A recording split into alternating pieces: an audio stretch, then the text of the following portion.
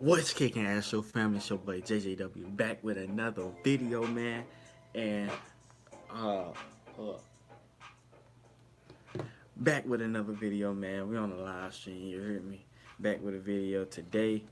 It's your boy JJW. And today I wanted to talk about the CDL, man, the Call of Duty League, and what's been going on, what's the update so far, where we at with rosters and stuff like that. So we're gonna hop right into it, man. But real quick, if you're new, go ahead, subscribe, smack that like button for your boy. Means means the world to me. Um, and also turn on the bell notifications for your boy. But let's hop right into this live stream slash video ordeal. But anyways, man, we're gonna talk about the teams right now. Right now, there are what it was 7 confirmed teams, but on this list, I have what eight maybe 8 or 9, and we're gonna go through all of them. And I'm gonna let you know which ones are still up for questioning and stuff like that. I'm getting it down, son. Yeah, I'm a little cricket now. All right, so hopping right into it. So first up, we have the Atlanta Reigns. That's the Atlanta Call of Duty team, obviously. And I will also be dropping all of these Call of Duty Twitter teams. Uh, I said all of these Call of Duty teams Twitters down below in the description. So if you want to go hit them up and you're trying to become a pro, go down there in my description and go to that and go tweet them something and let them know you're a free agent, that you're trying to, get into the pro scene, which is what your boy trying to do as well. Anyways, we have the Atlanta Reigns. That's the Atlanta Call of Duty team. The Dallas Call of Duty team is the Dallas Fuel, and that is the old Envious roster. So they took over Envy, but their Twitter is still Envy. So we have the New York team, the New York Excelsiors. I believe that's how you say it. It's EXCLSIOR. So I'm gonna just say Excelsiors for now. But that's the New York team. Their Twitter is also CWL underscore New NYC. I was about to say New York City. Paris Eternal. Now they left a question mark on this, so it's still I think it's still up for questioning and stuff like that. We have the Toronto Defiant. That's the Splice team. They took over Splice. Um, their Twitter account is COD underscore Toronto. So it'll be capital C, capital O, capital D underscore Toronto. And then back on the Atlanta team, their Twitter account is ATL C, capital C, lowercase O, and capital D. So that's the Atlanta ones if you want theirs, which I might be hitting up, and I will most likely be hitting up the Florida team once we get there. Now to the fan favorite right here, the Optic Gaming team. They have been taken over by Immortals. Immortals is the owner, but the team name is the LA Valiant. Uh, but the Twitter account is still Optic Gaming. I'm pretty sure most of y'all know that Twitter. What's going on? I'm pretty sure most of y'all already know that Twitter name. Capital O, lowercase p, capital T, lowercase c, lowercase I, lowercase c, capital G, and then lowercase a, lowercase m, lowercase I, lowercase n, lowercase g. I'm pretty sure y'all know it. We got the Minnesota team right here. This is my song. I'm getting ready to, you know, this is my song. I'm getting ready to produce and get out to y'all. But anyways, uh, Minnesota is one of the new teams that's been added to the list. Their Twitter account is COD, all capital, underscore MN, all capital, period. We have the Florida team. They will be in Miami. Florida Mayhem. Twitter account is Florida, spelled normal how you would normally spell it, with the capital F and then the rest is lowercase. So Florida and then underscore COD.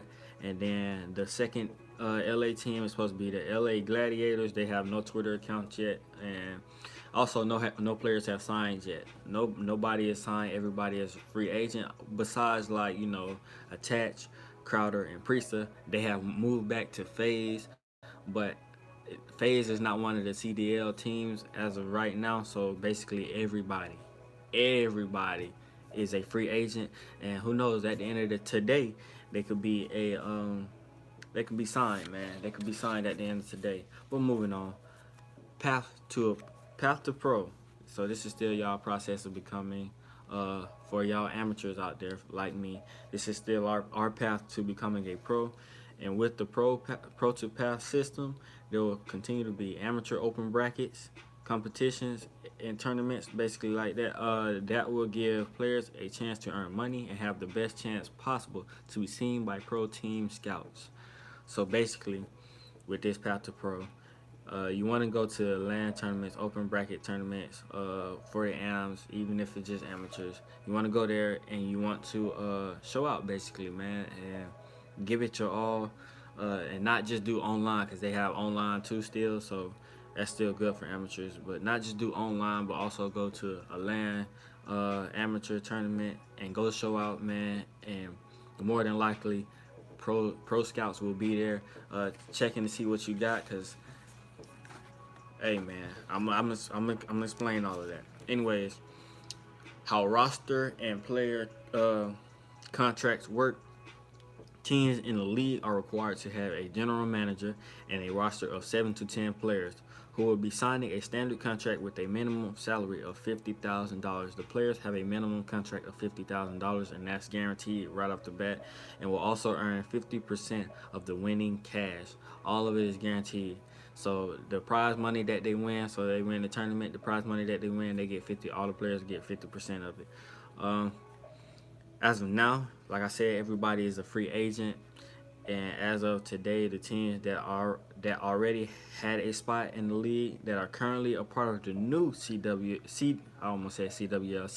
league should be processing offers to the players. So like today, I think it started yesterday actually, but as of right now, the teams, so like Optic had a team, Splice had a team, and Envy. Those three are teams that are currently in the CDL right now who are in the CWL. So right now, those three teams have the opportunity of going after players that they already had, and they should be doing a contract deal right now as we speak to try to get their players back.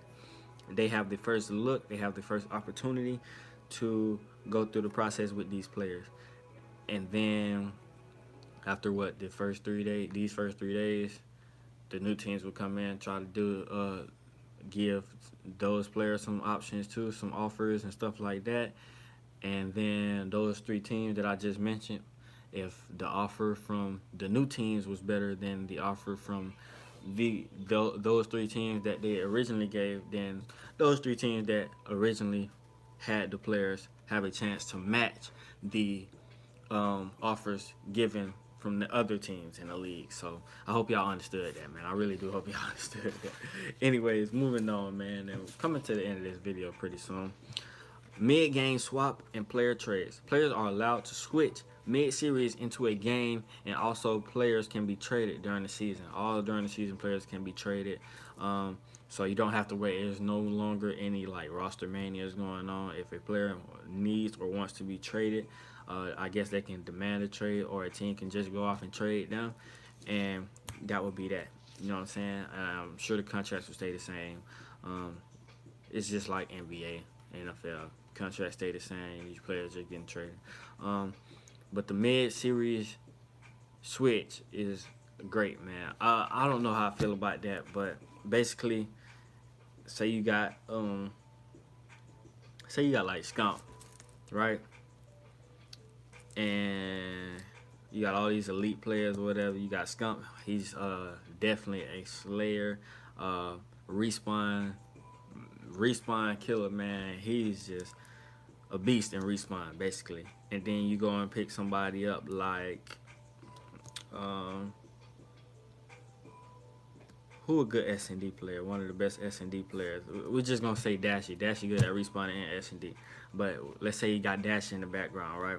You bring Dashy in, or you bring Simp in spot of Scump, and now you have a S&D team all of a sudden. But at the same time, I don't know how they gonna work around that or how they gonna plan that, because you know you have to make adjustments before you go into these tournaments, before you play these teams. And I'm pretty sure they plan on switching some players out and doing S&D style like that, and you know, switching players out, and they probably have a scheme set up around that. So we'll see how that works. But I don't know how I feel about that. And like I said, Priester, Crowder, and Attach are back on phase, but basically all three of them are free agents. Crowder is planning to stay a coach. Um, Teams have the option to give their players a house to live in, a team house to live in.